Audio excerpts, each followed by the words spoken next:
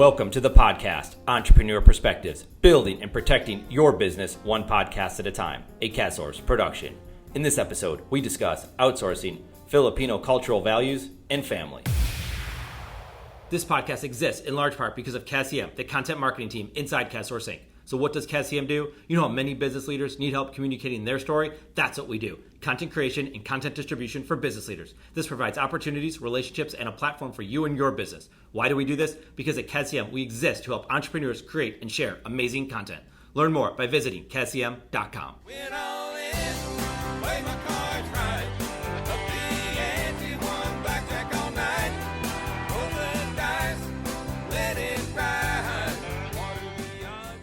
If you need some truth about scaling your business through outsourcing and what it means to work on your business, then let this conversation be your guide as I get the opportunity to ask questions to John Jonas. John is the founder of onlinejobs.ph, which is the world's largest and safest marketplace for finding rockstar Filipino workers. The bottom line is, if you are a business leader with big ambition, you need to find new ways to scale your business. On to the chat about outsourcing with John Jonas. John, what I really want to understand is you getting into that mindset of trusting the process of outsourcing, because it's one thing to say that a business owner or leader is going to outsource some work that they're doing. It's an entirely different thing to have the trust behind actually outsourcing it, especially outsourcing it to people that aren't in your backyard. Yeah, so that's an interesting thought. I was forced into it. So here's kind of what happened. I hired the first person I hired in the Philippines. I hired him full time. It changed my life. It was the most liberating experience I'd ever had. I had this dude whose full-time job was to do anything I asked him to do. So it wasn't like I said, hey, we have this process. Hey, other company, come take this process over for me, and I don't really care how you do it. That's not how this went for me. So for me, it was like, oh, hey, I want you to do this thing. I want you to do this article marketing thing for me. Here's how. Here's how you write the articles. Here's how you write the headlines. Here's how you write the resource boxes. Here's how you do the linking. And oh, you did it wrong. Hey, let's fix this and this and this. Okay, now let's add this piece. Let's add some SEO to it. Now let's link these to our website and to the other articles. So we went through this whole big process of doing that at first. That was like my first experience. That was my first experience with the way that I do this now. Because I would bet we'll talk about this in a minute, but so there wasn't like there wasn't like a magic moment of like, oh, I need to trust someone else. But then here's where it really changed for me. So I had these guys working for me in the Philippines, and I had noticed, these guys are more honest, more loyal than I would expect. So my wife's 7 months pregnant with our third child. She goes into the doctor's office. He says, you have preeclampsia. And if you don't go on strict bed rest for the next 3 to 5 weeks, you're gonna lose this baby. So for me, that was like, okay, well, I'm not gonna lose a baby over money. I can't work. I had 2 other kids. I have to take care of my other kids. And my wife's gonna be on strict bed rest. And so I got home and sent an email to these 2 guys that were working for me and said, like, hey, here's the situation. I can't work. I need you guys to take over what I'm currently doing in my business. And so for the next 3 weeks, I worked 1 hour. And that 1 hour was just spent answering their questions. My wife had the baby 3 weeks later, healthy, great. It was awesome. For the next 2 months, I spent an hour a week working because I had realized, like, I could have gone back to work, but I had realized these guys are doing everything for me. Like, they've taken over everything that I had previously been doing. And that was like the mindset shift for me of, these aren't robots on the other side of the world. These are humans that want to do really great work for you. And I didn't know this then, but I know this now. As long as you treat them well, like, they'll go above and beyond what you've asked them to do because they want to keep their jobs, because finding a job in the Philippines is hard. It's hard. So there's this whole set of cultural things that makes this really, really amazing under the right circumstances. And it was that situation for me that really thrust it out to me. Like, hey, realize it was almost like, you dummy, these people are smart and talented and they want to do it, and you're just handicapping them. Let them do it. There's some serendipity there to where you wanted to go out and find someone, you find someone, and it sounded like you're a good leader and you're giving specific instructions and feedback on what they need to be doing. But then it evolved from there, kind of like restating what you said. It evolved, and there's this story that's behind it, which we talk about all the time. And you talked about your wife and she's pregnant and having the baby. That is like, it wasn't some, like you said, magical moment. It was a story, and you had to do it. There really wasn't an option because you had 2 kids, you had all this going on. You had to allow the system to trust itself, and we see this play out in many instances with, all sorts of businesses, because, there could be some situations where they're trying to grow their business to the next level, and the other part of their business isn't allowed to grow because they've removed themselves from it, the business owner that is, and they haven't trusted in their people to do the work.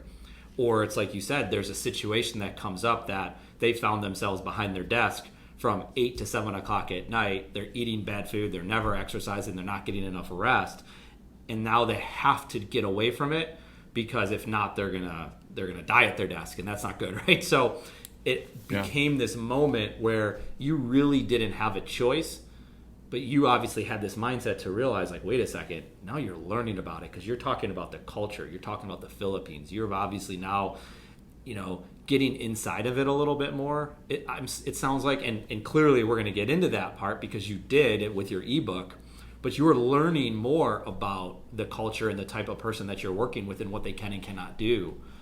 And then that evolves for you to then say, I can be there for my kids, for my wife, for my business, for whatever I need to, because I have these amazing people over here.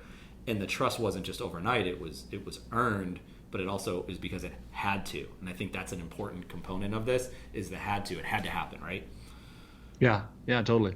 So for me, there was like a situation, right? For most people, like, you're listening to this, is like, oh, that sounds good. How do I force myself? So here's what I found over the years. You want to force yourself into this situation. You want to force yourself to change and become. So this forced me from, this was really interesting. I went from working 50, 60 hours a week to working 1. So it was like the instant 4-hour work week, and it worked, and I never went back. That daughter is 12.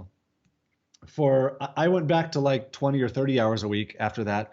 But for the last 10 years, I've been at like 15 to 17 hours a week. So what I've found, and what I've since realized, you can force yourself into this with like a defining moment. And here's the thing. So in today's economy, you mentioned to me the gig economy. The gig economy didn't work for me.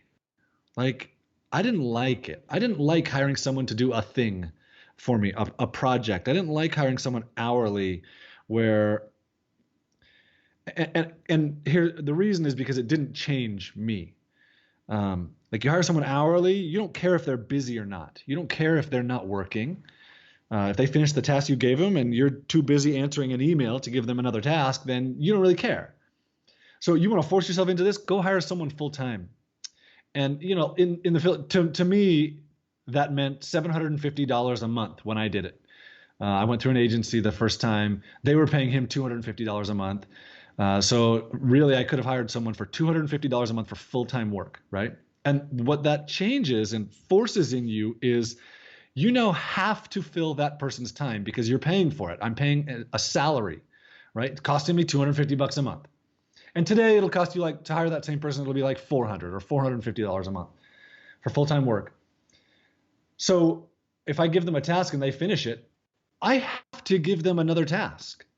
Otherwise, I'm just wasting money, right?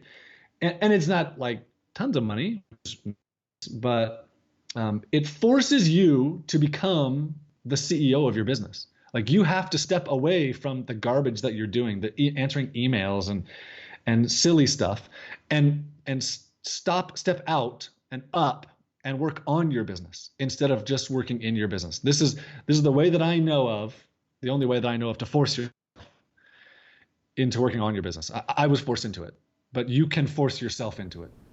So you bring the gig economy and the free, and I agree with that. And, just kind of looking at from the stats of where whoever the studies are whoever they are that are doing the studies as to where it's going. It's more of like the entrepreneurial, the freelance. It's the whatever that might be. And there's, and a lot of it, it's Fiverr and Upwork and freelancer.com, and you can name, I'm sure, a lot of those. And you said something that I agree with, is there's a problem in that there's a good process in there. There is benefit to a lot of people in those worlds. The problem that I've found, that I felt personally when I've gone to there, and I've done some good things with those groups, is the constant having to update and keep people answer questions and go back. It's just you're getting yourself more into it than if you would have just had that person full time. It's almost like a full-time job to manage your Upwork team. Let's say you had 2 or 3 people, or if you just had one person. It's a lot of work to manage that. Now, I think there's always upfront work, right? So you're bringing on someone to be full-time, say for $400 a month. There's still work that's involved, especially on the front end. But when you invest that time, I would imagine. But I'm really glad you said that, and I think you mentioned that in your ebook as well, where it's a lot of work just to manage those individuals on those different platforms, and that becomes a problem. So you feel like you've truly become the CEO and you're working on the business, not in the business, but actually you just created more tasks for yourself. Yeah, in my experience, it takes just as much time to recruit a full-time person who's going to work for you long-term. And this is one of the great things about the Philippines and hiring full-time in the Philippines, is that they're so loyal. Once you hire them, as long as you treat them well, which I've mentioned that a couple of times now, they'll never quit. Which is so different than the Upwork model, where the whole goal behind Upwork is 100% turnover. Like, as a freelancer on Upwork, you have to get a job and get it completed and get paid and move on, so that you get feedback and get paid more the next time. You have to build your feedback rating. The whole system is based around turnover. And as a small business owner, that sucks. Like, it's really hard to do all that work recruiting someone to have a guaranteed turnover with it, and so we took a different approach. Like, I want to hire a full-time person. So that first person that I hired is still with me today. It's been almost 15 years, and that's how most of the people are in the Philippines. So, well, I had interviewed. This is interesting. So I had interviewed some people for some different work all on Upwork, and I went through the process and had really great conversations with them. Messaging, and we got on the phone, and we had it was good. And then there's something about it that just seemed just like you were saying. They had to increase their reviews. They had to do they were on this track, and I get it, right? They're in the game. They got to play the game. Yeah. Ended up hiring someone, had nothing to do with Upwork, that I met somewhere. I think we met him on LinkedIn, and I wanted someone internally, more graphic designer. I wanted someone who would be a part and contribute to the culture of what we're building, that could learn the message. It's a little bit different. Obviously, it has nothing to do with the Philippines or outsourcing there. I brought in someone internally because I wanted someone right here. But it's different, but there's some similarities to it, because there was going to be a long ramp-up period for that person. But if I would have hired, say, 3 of the people to do this one person's job, and then that would have taken a lot of time, and then, you know what, they're moving on at some point, most likely, because the Upwork game says you got to, like you said, now you can raise your fees on that model.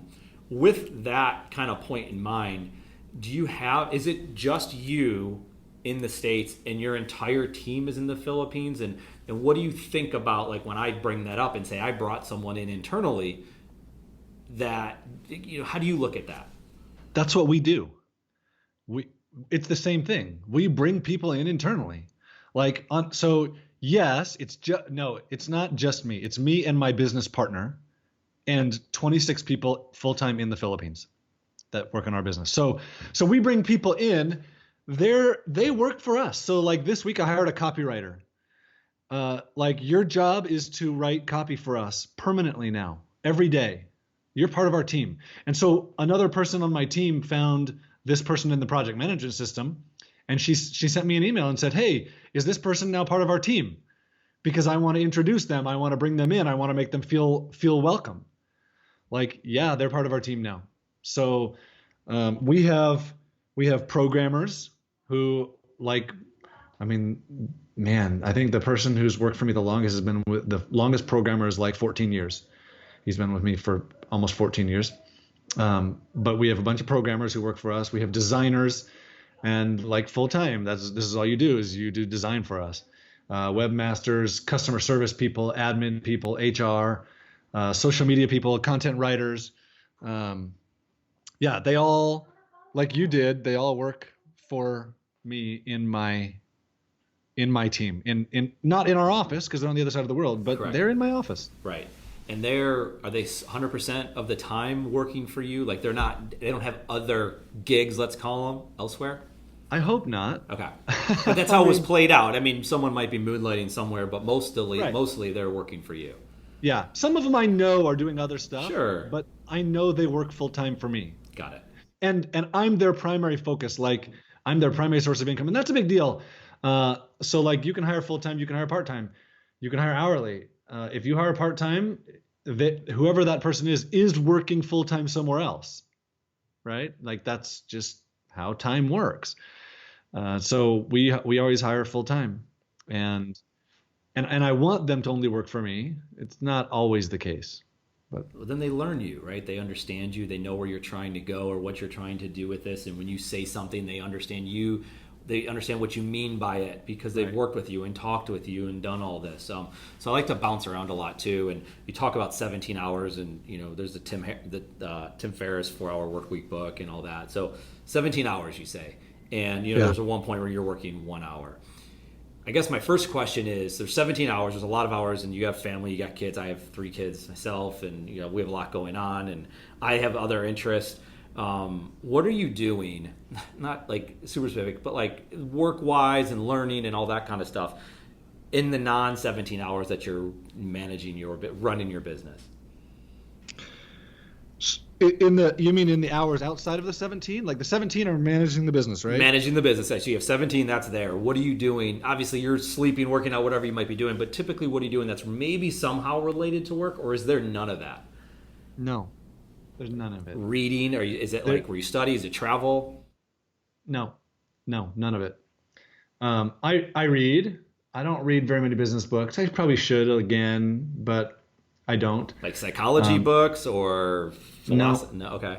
No, I used to. I don't anymore. I don't do any masterminds. I don't do groups. What I find is in my 17 hours, I am super, super focused. I do one thing during that time. I think that's it. I look at what's going on in the business and I see problems and I create solutions and I think through those solutions and I give feedback on the work that people are doing and I give training to people. That's all I do. When I'm sitting at my computer, people are always like, "Oh, did you see this video?" No, I haven't seen this video. I don't see video. I don't see YouTube. I never ever look at Facebook. I get through my task list in our project manager system. I get through my email, and then I do creative stuff in the business, and that's it. Outside of that, man, I ride my bike a lot. I run and swim and ski, all with my kids and my wife. We vacation. It's summertime, so we're going to the lake. We're on vacation. So I spent a lot of time with my wife and my kids. Okay.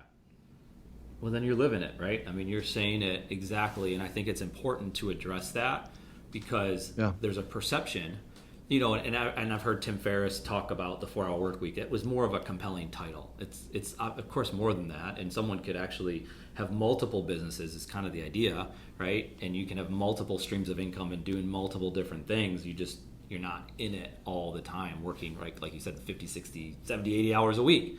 And sometimes when you hear it though, you're like, are you really only working 4 hours? Are you really only working 17 hours?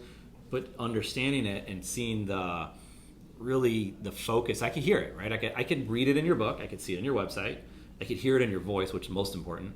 That is true, that you are living it, that it plays itself out as you dive in deep. And that's what we do. It's what I do, right? When I meet someone to learn about someone or a business or whatever it is I can go to the surface and I might think I got it, but no, until you really go down that rabbit hole a little bit, you really don't understand it. And I think just hearing from you, go ahead. Yeah. So there's 2 things that go into that. Yeah. Number one, there's always work to be done. And I learned during those 3 months of the pregnancy, the baby and stuff. There's always work to be done. It's just a matter of who's doing the work. Is it me or is it someone else? Because if it's me, I just have a job. If it's someone else, then I'm running a business. And then every decision I ever make in the business is based around who's going to have to be involved in this thing. Do I have to be involved in this? I don't want to do it. I don't want to create something that's dependent on me. I don't want to do coaching. Coaching, that's just me selling my time. And time's the most precious thing of all. There's more money out there. There's not more time. And so the only way to get more time, in my experience, is to get other people doing your stuff for you. And for me, that worked out to be finding super affordable, talented people in the Philippines who I could hire full time and, like we talked about earlier, bring them into my business, not outsource. I call it insourcing. Yeah. Like they work in my business. They're permanent, long term. Yeah. Well, and it doesn't matter where people are today because you have the technology to, you and I, you're in Utah, I'm in North Carolina, and we can communicate just like this. I could be in the Philippines, right? And we could be having a conversation. Well, it's all based on leverage, right? It's what type of leverage do you have? And there's the labor leverage, there's media leverage, there's other different types. For example, you and I aren't talking today if we don't have a podcast. There's a sense of leverage there. Now, we look at a lot of what are you doing that's genuine. So you've mentioned it a couple times of how you treat the person. So if you come on this podcast and I treat you poorly and I just kind of brush you off and I waste your time, well, that leverage was good for about a second, and then you tell everybody that don't ever talk to that guy, right? So I lost leverage, and that's a bad thing. No different than if you hire people in the Philippines and you don't treat them fairly and you don't treat them right, that leverage is going to disappear. But if done correctly, you can exponentially grow it. And then you've leveraged it out to say, I've taught you how to do these things, now go and do those things. So you go skiing, you go hang out with your kids, and the work's getting done. And you're creating the leverage. And I think that's where we're going with things like you said, is time. There's so many things pulling at us. There's so many shows to watch or YouTube videos to do or work to be done or vacations to go on that it's really hard to manage that we have to figure it out. And you've done it to another level, and you can teach people without actually, like you said, being a coach. You can showcase it on this podcast. You can showcase it in your book and in your website and onlinejobs.ph. So I think that's very important, and I think you've gotten to the point of leverage. So now you come across someone, let's say you've come across a business owner that's tried all different things, and maybe they have a successful business and they have different people working for them. You got to this point, and there were certain things that happened, but not everyone's going to, and I think you realize this, right? Not everyone's going to come to that point that you got to so fast. How do you get someone to think differently? I mean, chances are you're probably not talking to them on the phone. They might go to your website. They might read your ebook.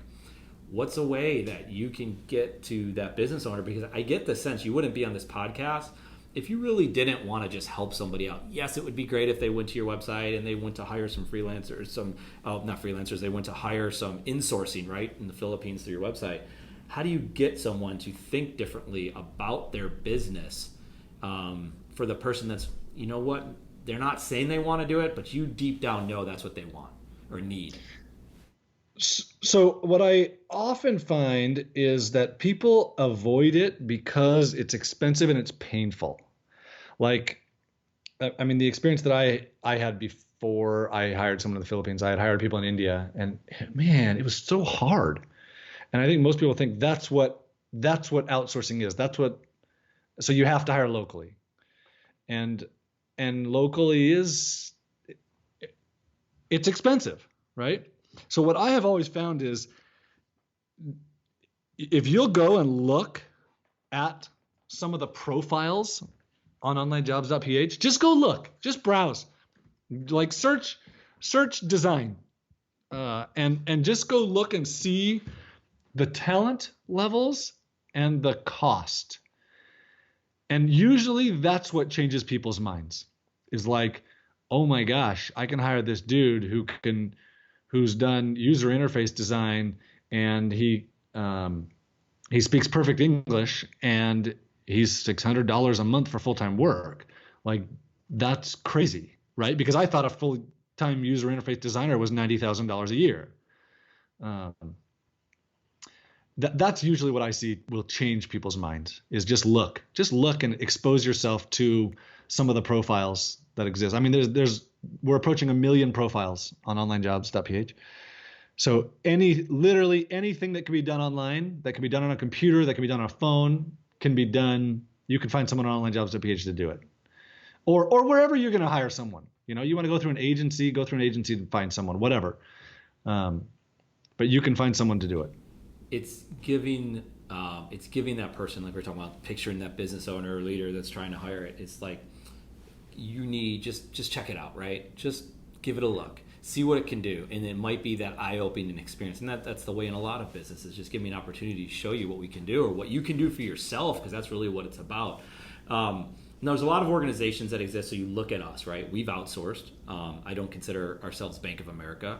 A common question that you get is, well, how many people work for your business internally? The perception is, how many people are in your office right now working for you? And I'm like, well, I don't know what kind of question that is. I don't know what we talk about. How much we bench at the gym? I don't know where we're going with that. And I think it's just a lazy question. I think when people ask that, they're just trying to measure you and size you up, because it doesn't matter. Like, what if it was just me and I was knocking these things out? And, it's like you said, well, there's actually 26 of us and my business partner, and they might not be here, but what's the difference to you? Do we do good work? That's what matters most. And that's up to you to decide if we do good work. But let's say, you look at us, we have some people internally. The goal for my company isn't to build like this huge agency where you have hundreds of people and continuing to move them to skyscrapers. That's not it.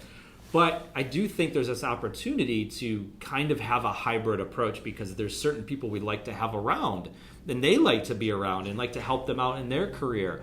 Do you see the opportunity for, say, small business? So let's say you have a business leader or 2 partners, and they have a few different employees, let's say, inside the company. Do you see that hybrid approach and say, instead of scaling up with people in your office, let's say, to then go outsource? So continue to build that team and that culture that you have, but the next people that you're bringing in might be their next 5 hires are in the Philippines, and they work for you. They're just not in your office. Do you see that playing out in the next few years as small business owners start thinking about what's the best way they can hire people?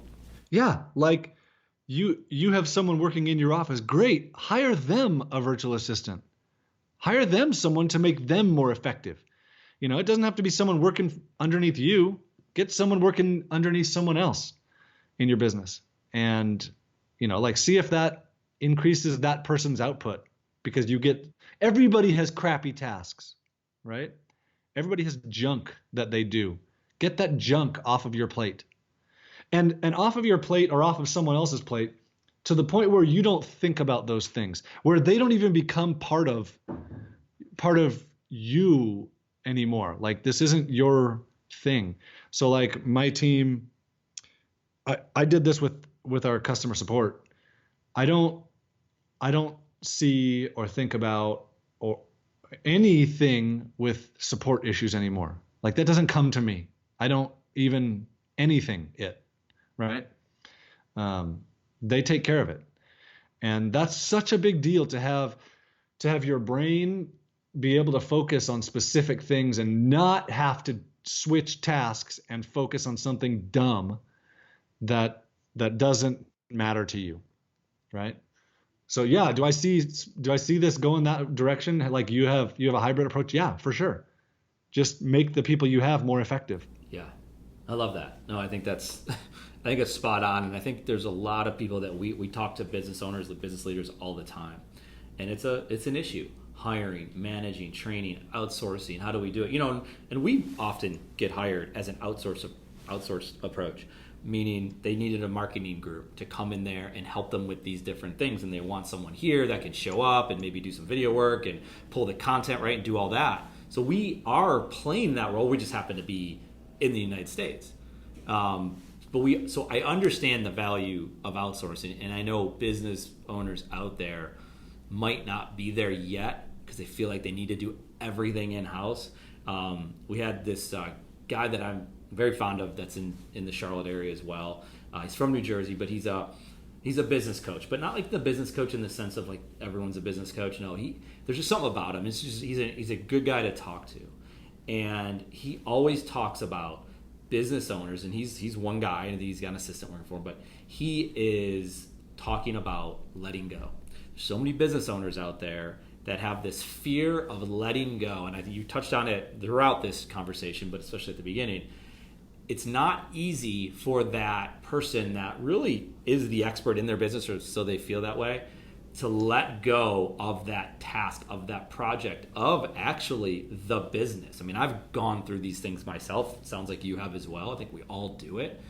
It's not that easy to do, but I think the more and more people we talk to that really understand this, that have studied this thing, that it is so critical for that business owner, for that CEO, if that's what they call themselves, to be and act like a CEO and get out of their own way.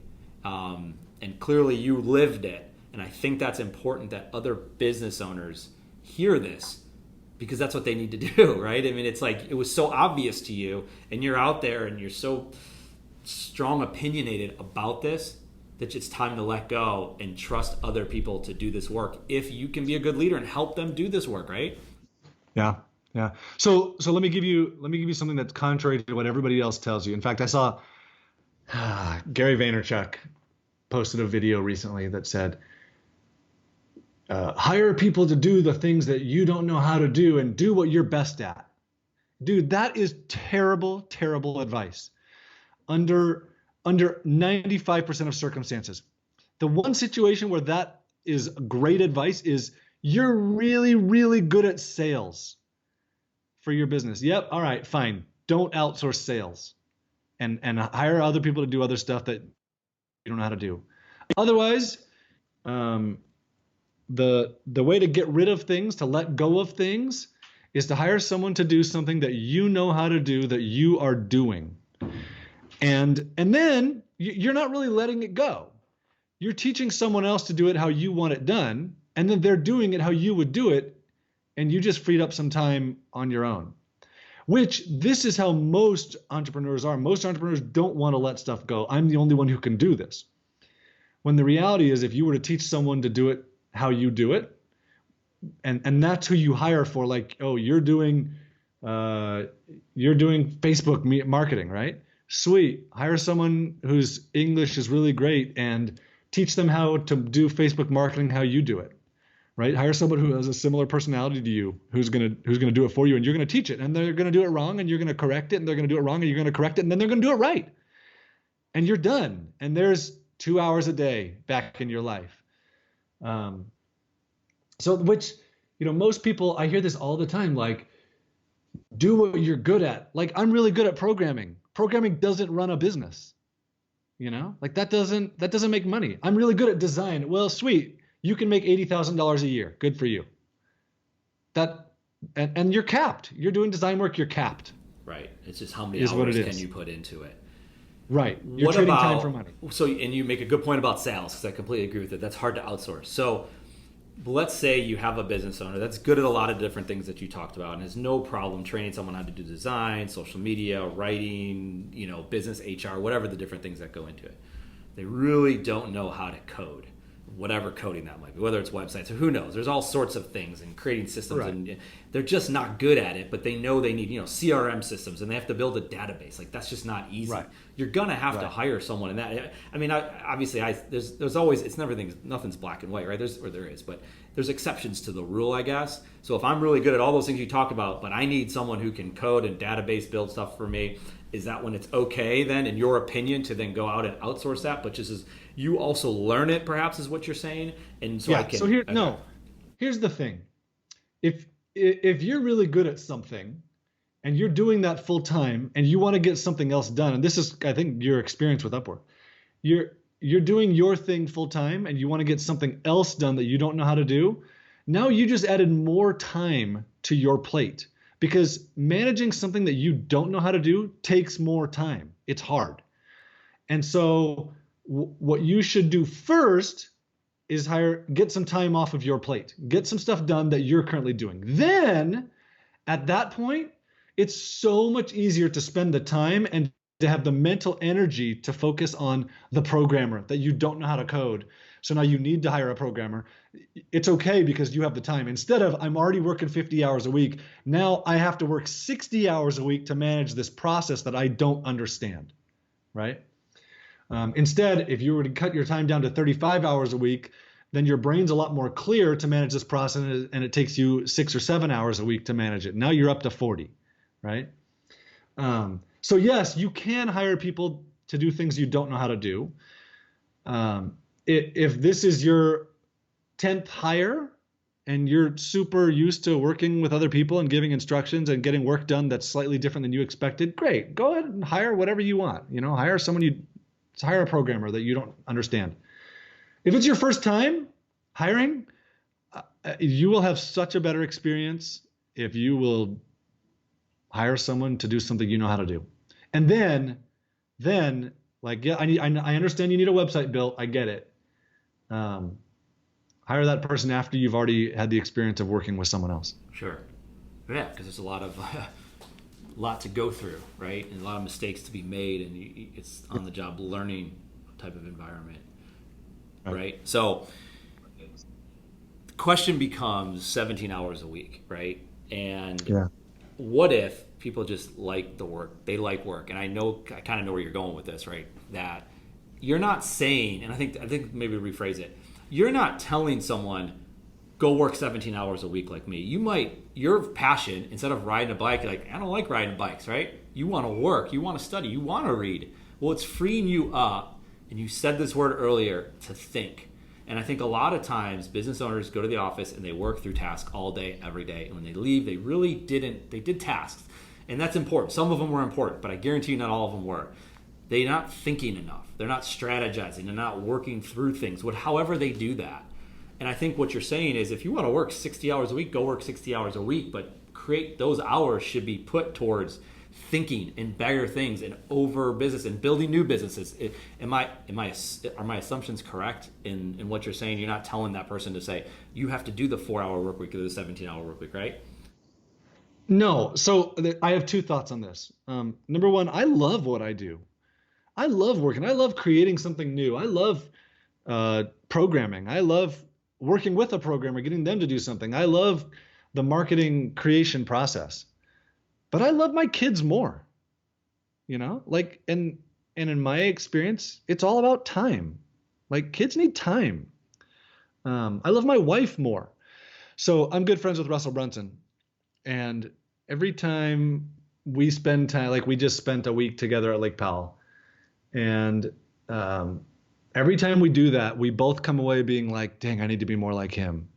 Like, every time he says, I need to work less. I need to do this. This would be so good for me. And he struggles to work less, right? And I go away like, dang, I need to create more sales processes. And I struggle to create more sales processes. We both do this. Everybody's different, and everybody feels differently about the things that they're doing, and everybody's situation is different. But most people wish they worked less. And what we're talking about today is the way to do it, right? And that in the end, that's not my only goal, because I want you to succeed in your business, and you succeed when you get the right help in your business. You succeed more, you scale better, right? On the other side of it, dude, we've helped hundreds of thousands of people in the Philippines get jobs that they otherwise wouldn't have. And it's so good to see lives changed in the Philippines. Where like this didn't, I've talked to my guys over there, and I've seen like this changed your life, and you're lending money to your dad because you make twice as much as he does. So you've changed your parents' lives. And I see you spending time with your kids. You're changing your kids' lives. Like, this is changing generations of lives because of an opportunity that didn't exist a few years ago. It's real impact. Like, that's a big deal. It is a big deal, and it's one of the things, and I want to touch on what's interesting here is there's ideas. We talk to a guest and learn about them beforehand, and we have a guide, right? We talked about this, and we don't even a lot of times even use a guide. We really didn't here. It's more of a just in case, right? Just in case we need to touch on this stuff, but we hit all of this stuff and then some. And the best part of it is being able to learn. I always say the best part of being an entrepreneur and a business owner and having a podcast is because I get to talk to people like yourself, and I get to learn from it. If 0 people listen to this, I get to learn from it, and I get to help things out. So I love it, and I like the part before I even talk to you of researching and what you're up to, because you start at one level and then you kind of like dive in. And you're like, oh, this is fascinating. I like this. And you made a point in your book, and I think it was the first half of the book, let's say. And it was about why the Philippines, because you can go on Upwork. There's a lot of countries in this world, right? And you have a big one right here in the United States, and there's a lot, Philippines, India, Russia, Canada, you name it.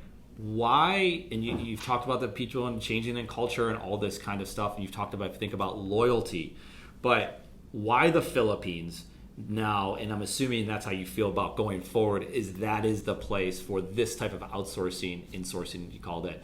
Why the Philippines? So there's a specific set of cultural differences that exist in the Philippines that doesn't exist anywhere else in the world. And it's not like one thing that exists there that doesn't. It's this combination of things. So number one, they're honest. And like to the point where my guys have access to my bank account, they have access to my personal email account. The only thing they don't do is they don't pay themselves, because then they would know how much each other made, right? But you shouldn't go do something silly and get yourself ripped off. Like I said, I've helped hundreds of thousands of jobs happen over the last 10 years. And I have seen so few instances where someone in the Philippines tried to steal something from someone else. And the times where I did see it, it was almost always because the employer tried to get them to do a bunch of work and not pay them for it. So there's something to be aware of. Number two, they're loyal almost to a fault of theirs. So that like them well, they won't stop working for you. So when the next job offer comes making double, they won't jump ship. And that is such a big deal for an entrepreneur. Like, I suck at creating standard operating procedures. I'm not good at it. I don't like doing it. And what I found is I don't have to do that, because I can create this training for someone, and when they go and do it and find out I left this piece out, it's like, oh yeah, here, let me fix that. Here's how you do it. And when they do it wrong because my training sucked, like, oh, okay, here's some correction. And I can work with the person through this process. And if it takes me a month of training this person without a standard operating procedure, it's fine, because that person still works for me 8 years later, right? And they've now trained other people to do it. The Philippines is a very westernized culture. So they're very Americanized. Like, they watch American TV, they watch American movies. So you'll never have a communication issue with them. That's such a big deal.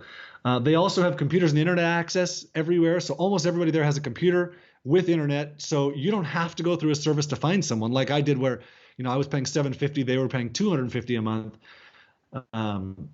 So you can find the people direct, pay them what they want. And it's a deal. It's a $6,000 to $12,000 a year difference, right? That's not that big of a deal, but it's just nice for both of you. And then the last thing is, like, they're not entrepreneurial. They don't want to steal your business, so you don't have to compartmentalize things, which is so normal with outsourcing. Oh, we only teach this one person this one thing, so they don't know anything else about anything else. Like, that's so jacked. When you find someone who you can teach to do everything, they start to synthesize information in your business. They start to understand, oh, okay, this is the goal of the business. Here's this individual situation. I can apply these other 6 things I know about the business and solve this problem for you. I don't have to come and ask you, right? So you combine all these things together, and you get a situation where, so there's one unique thing about the Philippines is they look up to foreigners. Unlike other places where they're like, oh, my stupid foreign boss. In the Philippines, they'll actually kind of brag about you, their foreign boss, to their friends.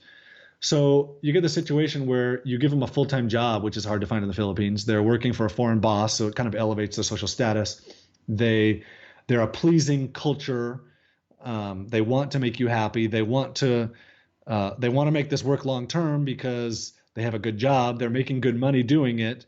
And you get the situation where if you treat them well, they will go above and beyond what you ask them to do, and they'll solve problems, and they'll think, and they'll do good work, and that's, so all of that, you combining that together is unique to the Philippines, and the world is waking up to this. I mean, 10 years ago, every call center that wasn't in the US basically was in India. And today, if you get a call center, you do not get India anymore. And if you're going to get somewhere outside of the US, it's almost always in the Philippines today. So the world is waking up to these cultural differences and the advantages. And there's 100 million people in the Philippines. So, it's not like this tiny country. The workforce is educated, college degrees. Yeah. Well, that's a lot. It is a lot, but it's important because if I'm going to invest as a business owner into someone else to say, I want help outsourcing, right? I want help hiring somebody. I want someone who understands it. Like, what the TV shows that they watch, the getting into their culture. What does it mean to have a foreign boss? All of that is very important to know that the group onlinejobs.ph is paying attention to this. Their leader is paying attention to this. And it's, like I said before, it's fascinating to understand that because there's perceptions out there that that's just cheap labor. They don't do a good job. They're not that educated. I don't even know if they have internet access. It's short-term work. They're going to do it for 6 weeks and then they're going to be gone. Like, they're all wrong perceptions, right? You've proven that. And I think that's important that we understand that business owners, entrepreneurs understand what it means to do this and get over those silly stigmas that just they're not real. And listening to a podcast like this and going to your website and just becoming more aware of it over time, I think, like we talked about early on, this is going to become more the norm, and I think you're well positioned with your business to do that. And appreciate you spending time to share with us. I didn't know if there's anything else before we get going that you want to add, but I guess one of the things you could say is, what's the best way to get a hold of you, to learn about your business, to learn about, if a small business owner is listening, they want to outsource them, what's the best way they should do that? Yeah, so I have two things to say. One, if you want to get, so I have all kinds of education of how to do this at onlinejobs.ph. If you click the education tab at the top, there's everything that I know and have learned. I try and put it there. If you want to get me personally, if you use the contact us link at Online Jobs, it doesn't come to me, but if you ask for me, it will. Everybody knows to send it to me. I don't do social media, so I don't do social media. I don't do phone calls. I am available through email. It just needs to start with that contact us link. The last thing that I would say is, like, this doesn't work for everybody, right? The way that I do this doesn't work for everybody. If you're the kind of person that expects perfection the first time or isn't willing to accept work that isn't exactly correct, or you're not willing to put in the time to work with someone, this isn't going to work for you. The only way you know if it works for you, you have to try it. Like, you have to see, can I hire someone and work with them to get this thing done that I'm doing? And if you can, this changes. I mean, I've seen this thousands of times from thousands of employers. It changes everything. It changes the way you think about every business opportunity forever. If you can't, at least now you know. Like, the downside is it costs you a couple $100. The potential upside is time. Like, you get stuff done for you, and you get to go golf or whatever you want to do. Yeah. Well, John, I appreciate it. I think it was an important conversation. I like at the end how you said this not for everybody, because that's important, right? It's not, and that's okay. Yeah. That's okay, and I think we all need to understand that. So I appreciate your time. I appreciate your wisdom behind all this, and I know we're better off for it. So I appreciate it. Yeah, thanks. This has been good. I've enjoyed it. One of the best things about being an entrepreneur and the host of a podcast is the opportunity to chat with dynamic people like John Jonas. If you want to learn more about John and his business, then absolutely check it out at onlinejobs.ph. If you want to connect with me, you can find me on LinkedIn or contact me on Twitter at Eric_Kaz. Thank you for listening to our KazSource podcast, Entrepreneur Perspectives, building and protecting your business one podcast at a time. Until next time, we're out of here.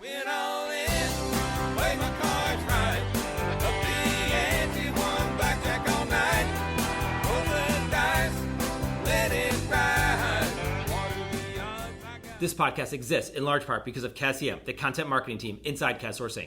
So what does CASCM do? You know how many business leaders need help communicating their story? That's what we do. Content creation and content distribution for business leaders. This provides opportunities, relationships, and a platform for you and your business. Why do we do this? Because at CASCM, we exist to help entrepreneurs create and share amazing content. Learn more by visiting CASCM.com.